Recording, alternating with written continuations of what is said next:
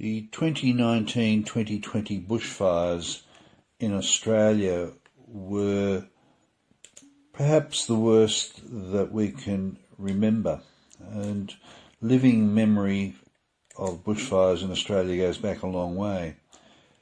I have previously written about the 2009 Black Saturday bushfires in a book called Devil in the Wind, and I thought that I had done my share of bushfire disaster writing. But on New Year's Eve of 2019 going into 2020, the fires that had been raging on the Australian eastern seaboard since September of 2019 were suddenly too close to ignore, and I began writing a burnt, smoky, dreadful poetry journal of the bushfires that only really ended when with the advent of the coronavirus pandemic in Australia. So from disaster to disaster in my case. What that journal has become is an unpublished poetry collection, a book that I've called A Koala in the Coalmine, and I've taken an opportunity to record the poems in full. I will probably prepare this as a spoken document in several parts and post in that way. But in the meantime, enjoy is not the right word, but I hope you settle in and have a listen that you can get something out of from A Koala in the Coalmine. A streaky river for my face. Every tear is wept in black, and tears there are so many, cried dry, for there is an absence here of such water. Day is night, and the night that is day runs red in anger. Stand and watch. That is all we can bring ourselves to do, for the sky is raining fire, and the earth beneath our feet has sacrificed all that it had in vapour. Green. There is no green, no more. Only this dust that was a forest. Was it yesterday? Was it just yesterday? I suppose there must be rain somewhere, perhaps, and it falls in plenty. I could pray, and I would pray, for a wind to blow it closer, but the only wind, like the only prayer, is just a fan being waved to build more fire. I shed another streaky tear, a dry river, and I let it mark my face.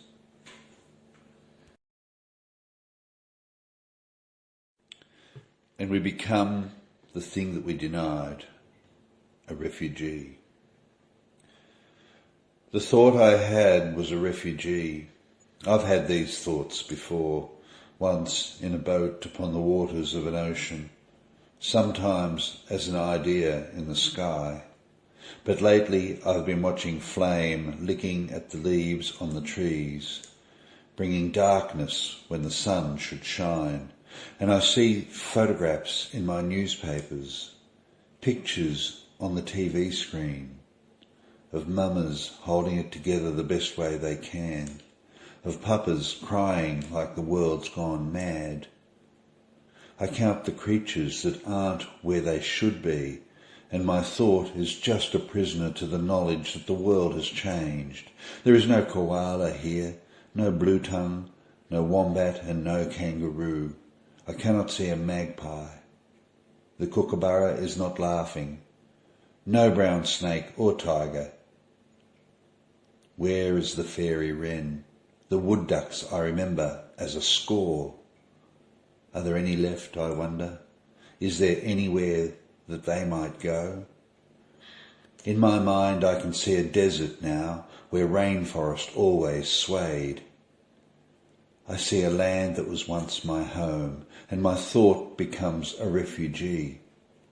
Who am I, who are we, when the things that make us, we, are gone? Who am I, who are we, when the air we took so much for granted is brown and is the night time of our lives? What am I? What are we? I don't know. I don't know. I don't know.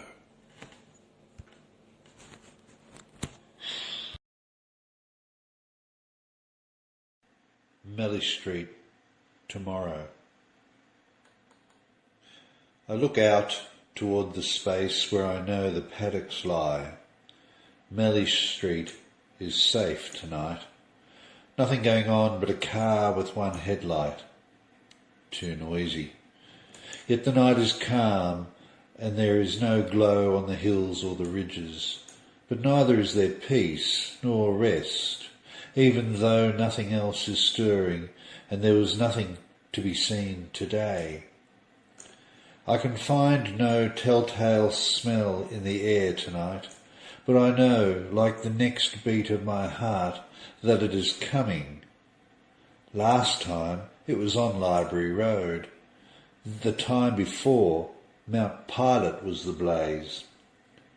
On another occasion we simply had to leave because the only air that we could breathe was a flame, was a fire.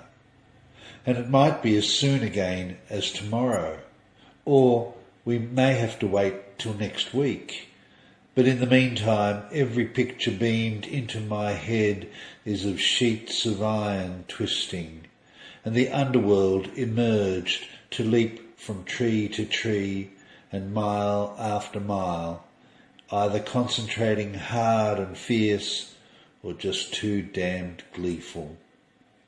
I am surrounded by feelings that make me bow my head like a death in the family. The death this time of all the things that we, all the things waiting for their burning whenever the fire decides. I don't believe there is a God of weather anymore. I can't believe there is a God of rain. But there should be, because I know some people are spending all their spare moments just praying. And as the world tastes its own ash, as it gasps, I can't help feeling that I am no better, for I say a little thanks that Melly Street is all right tonight, and we will open eyes to the same tomorrow. But maybe tomorrow, maybe for Melly Street, it will be tomorrow.